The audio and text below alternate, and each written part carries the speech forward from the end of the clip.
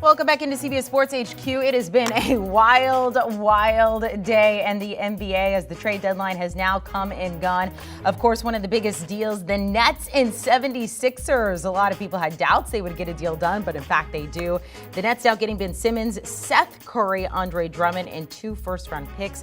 In return, the 76ers getting James Harden, who reportedly wanted out of Brooklyn. He wanted to go to Philly. He gets that wish. The 76ers also getting Paul Millsap. Here are some of the notable trades that have happened this season, several of them happening just within the past several days and weeks. But we want to know exactly how does this impact you when it comes to fantasy.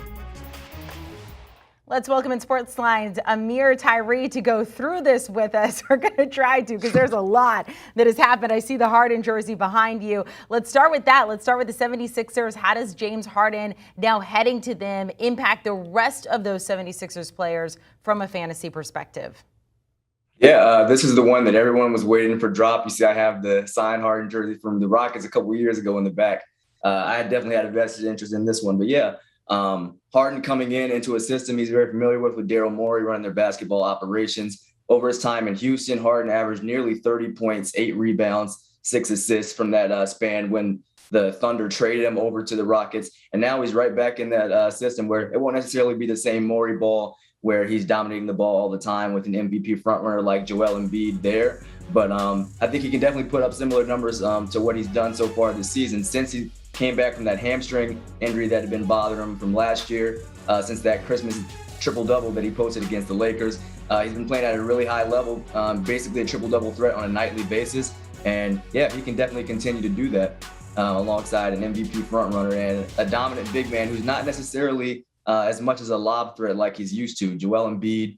I expect Joel Embiid to really still be that second center in fantasy basketball behind Nikola Jokic, who his playmaking just takes him to another level. But yeah, if you look at Embiid's numbers, they're almost identical in his career from when he plays with Ben Simmons and when he doesn't play with Ben Simmons. He's not necessarily a guy who needs to be set up, such a dominating physical force as far as shooting the ball from the outside, imposing as well on the inside with his spin moves around the rim, drawing fouls. So I expect him to still be the number 2 center fantasy-wise for Joel Embiid. But the person who's really hurt by this is going to be Tyrese Maxey, in my opinion. Sophomore guard, really got able to step into that running the offense kind of role for Philadelphia this year with no Ben Simmons. But yeah, he only averaged 6.1 points with Ben Simmons on much less playing time as a rookie. His workload has tripled, but he's going to take on more of an off-ball role, I think, with Harden coming in and split some of that time with Shake Milton. So he's trending down. I think a lot of the other guys will stay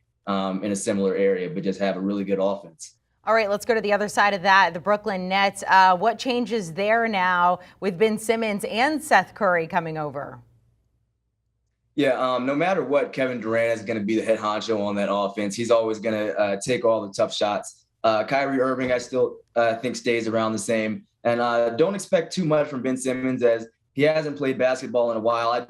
Not that I don't expect him to be a quality fantasy asset in time as he eases back into things. But yep, he hasn't played in a while, and he's got a guy who's playing at an all-NBA level in Kevin Durant, who's going to be back. Kyrie, who's after his vaccination status and playing more as a part-time player, he's been able to step back into a role and score at a high level. But yeah, now they're bringing a great defender in Ben Simmons, who's able to play make, but not necessarily have the ball in the hands like he wanted to in Philly. That's what caused the fallout. But he's not necessarily going to be a ball-dominant player. But the Nets can get a lot better on defense and potentially use him as a small ball 5, which they don't necessarily know what they're doing with Nick Claxton this time. They moved Paul Millsap. They're a little bit older in their front court when you look at the center rotation. And then another small tidbit, it might be a little bit harder for Seth Curry to work his way in with all those shooters around. They already have a Patty Mills. I know Seth Curry is one of the most efficient shooters in NBA history, but also when you look at all those other guys getting their shots and then another catch and shoot specialist, so to say,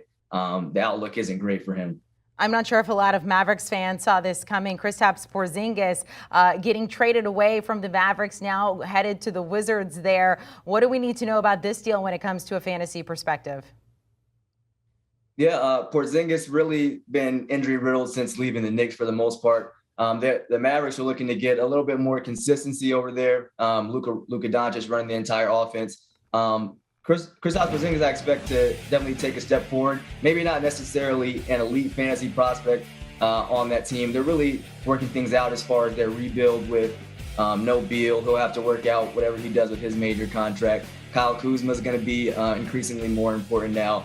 But now that they've moved Montrezl Harrell out to Charlotte, he's got a chance to get plenty of rebounds. He's got a chance to shoot the ball a lot more with no leading scorer in Bradley Beal. So those two guys together are going to do a lot for the Washington Wizards. I don't necessarily know what that looks like as far as the quality basketball, but for those two putting up high volume numbers, I think it looks good at this point. Yeah, we'll see if Kristaps can stay healthy. I feel like I'm surprised whenever he plays 3 games in a row or something like that. One of the deals we saw go down, I think it was yesterday. It could have been the day before because we have had so much going on. Domantas Sabonis to the Kings from the Pacers. What do we need to know about him from a fantasy perspective and potentially anybody else that he could impact as well? Yeah, two of the biggest risers from this trade deadline are going to be Domantas Sabonis and De'Aaron Fox. I'll go ahead and start off with Sabonis, who was already a top 3 fantasy power forward in points leagues. Ahead of this, he's kind of venturing into that Nikola Jokic category, not quite the crazy efficiency and flashy passing, but yeah, just seeing him go and handle the ball. They're letting him take the ball the length of the floor. They're letting him go ahead in the post and get his shots up. And now that they've traded away Buddy Hield, no Tyrese Halliburton, he's going to get to share some of that ball handling responsibility with De'Aaron Fox. Only averaged a little over 12 shots per game during his time with the Pacers. And, you know, if they won a couple more games, he might have been an all-star. In his first game back, shooting 19 shots, 22 points, not the great efficiency, but if he's going to shoot at that volume, he can definitely maintain a top 3 spot and really move up in those power forward rankings. And then De'Aaron Fox getting no Tyrese Halliburton, no Buddy Hield there. The backcourt rotation shortens up so much more. Davion Mitchell stepping into a little bit of a bigger role. But essentially this season, De'Aaron Fox averaging 26 points, 5 rebounds, 5 assists without Tyrese Halliburton. Small sample size given that it's only 6 games or so. But yeah, he's going to be able to really go now and be one of the building blocks of that franchise. So that's something to look forward if you're a fantasy manager with De'Aaron Fox. Ameer, we're going to get you a new jersey. We're just going to skip the Nets one. We're just going to get you a 76ers Harden jersey. He's doing a lot of bouncing around there. We appreciate you hopping on with us, I should say, from a fantasy perspective. Okay, here are some of the trades, a lot of them that have been going down. As mentioned, it has been very busy happening today. Recently, the Mavericks trading away Kristaps Porzingis, a 2nd-round pick. In return, they are getting Spencer Dinwiddie, but of course, the big one that has everybody talking, that will have everyone talking for the rest of the season. The Nets getting Ben Simmons, Seth Curry, Andre Drummond, 2 first-round picks. The 76ers in return getting James Harden and Paul Millsap. The Nets are actually in action tonight, taking a look at some of those notable games. James Harden no longer with the Nets. However, he had already missed 4 of their past 6 games. They are facing the Washington Wizards. The Wizards now a 3-point favorite there at home. Also, we have a rematch of the NBA Finals last year. The Bucks at Suns. The Bucks coming off as the winners in the finals. We'll see how the Suns do tonight, favored by 3 at home. Do you want a sports network that delivers everything that matters about the game? The highlights, the picks, the instant analysis, no yelling, no fake debates, no politics. Hit the subscribe button and never miss a moment.